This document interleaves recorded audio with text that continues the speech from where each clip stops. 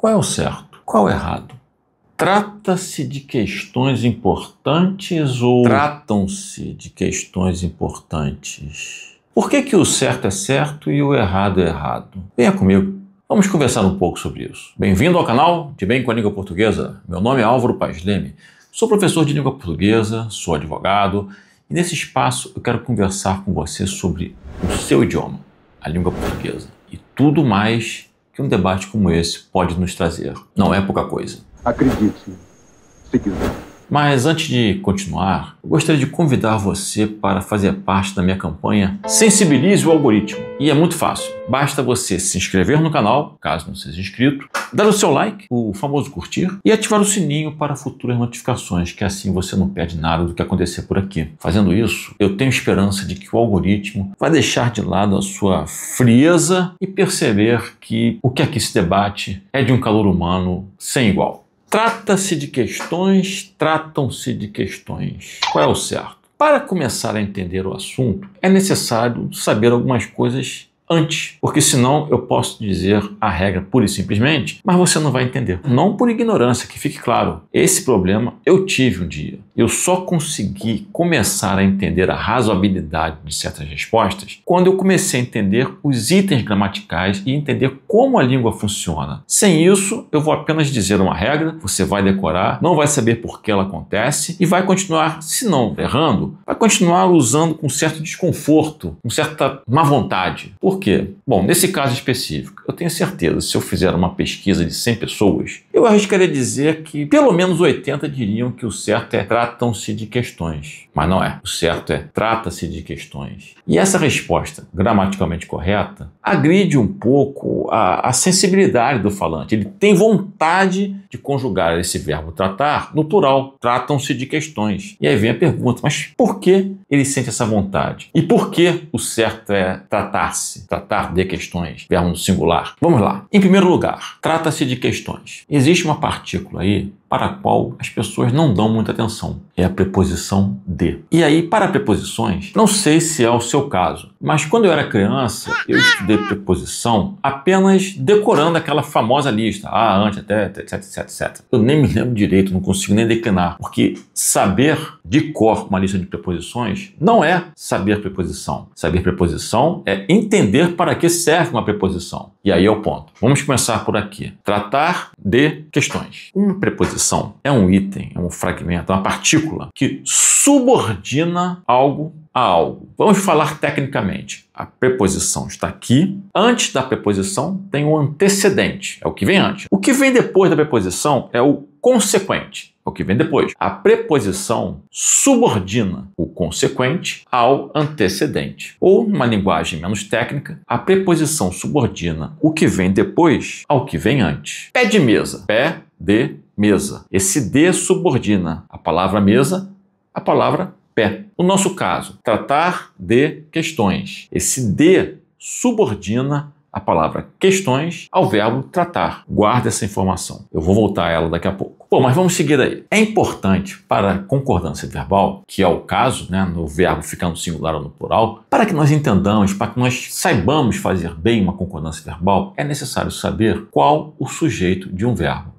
Mas eu não sei o que é sujeito. Eu não sei encontrar um sujeito na oração. Como é que eu faço? Não se preocupe. Aqui mesmo no canal tem um videozinho em que eu trato sobre isso. O link está aqui em cima. Se você tem segurança em saber ou encontrar sujeito, dá um pulinho nesse vídeo. E aí depois volte para cá. Porque sem saber uma boa noção de sujeito, você não vai conseguir avançar nesse assunto. Então eu vou partir do princípio que você ou sabe bem o que é sujeito, ou que, não sabendo, foi lá no meu vídeo, viu, gostou, deu um like, curtiu bastante, entendeu tudo e aí voltou para cá. O sujeito é aquele que responde a pergunta o que é que mais verbo. João comprou um carro. Quem comprou o carro? Resposta João. Então João é o sujeito do verbo comprar. Mas sobre o sujeito, existe uma característica muito interessante. Eu gosto de dizer que o sujeito é o início de tudo.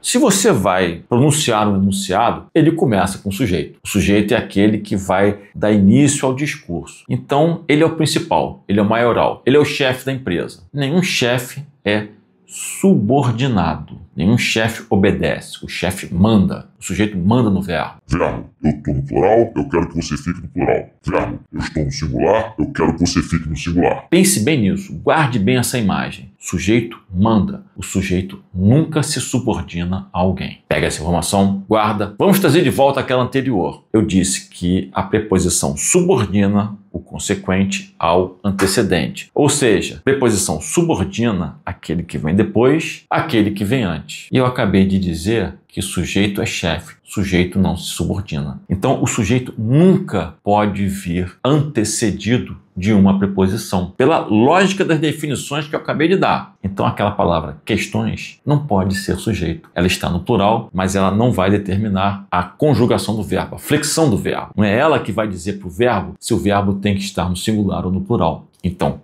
trata-se de questões. Esse questões não é sujeito. Aí você pode perguntar, e esse ser, qual é o sujeito? Aí eu vou dar a resposta para você sem querer aprofundar, que vai ser assunto de outro vídeo. Esse ser de trata-se é um índice de indeterminação do sujeito. Esse sujeito é indeterminado. Então, no primeiro momento, o certo é trata-se de questões, porque essa palavra questões não é sujeito do verbo tratar. Ponto. Tá, então por que eu sinto que esse verbo tem que ficar no plural? Porque, psicologicamente falando, nós temos um ambiente de pluralidade. Porque a palavra questões está muito marcada na sua cabeça. Quando eu falo para você, trata-se de questões, pare e pensa. Não vem na sua mente a imagem de várias coisinhas? Você fica na sua mente marcado com a pluralidade. E a tua vocação, a tua intuição de falante é de imediato pluralizar esse verbo também.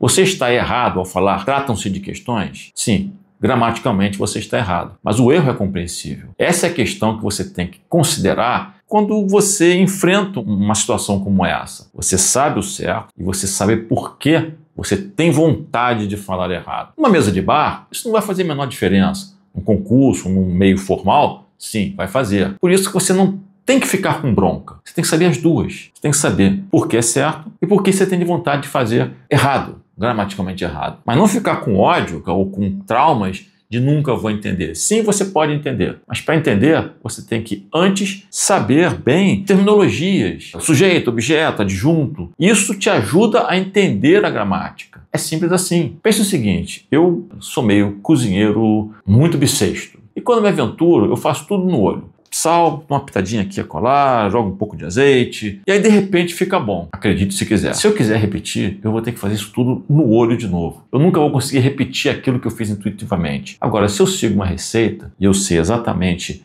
a dosagem de cada ingrediente, o prato vai ficar sempre bom. É mais ou menos assim. Sabe as terminologias, porque assim a sua receita gramatical, a sua receita linguística será sempre muito bem feita e muito bem comunicativa. Até a próxima.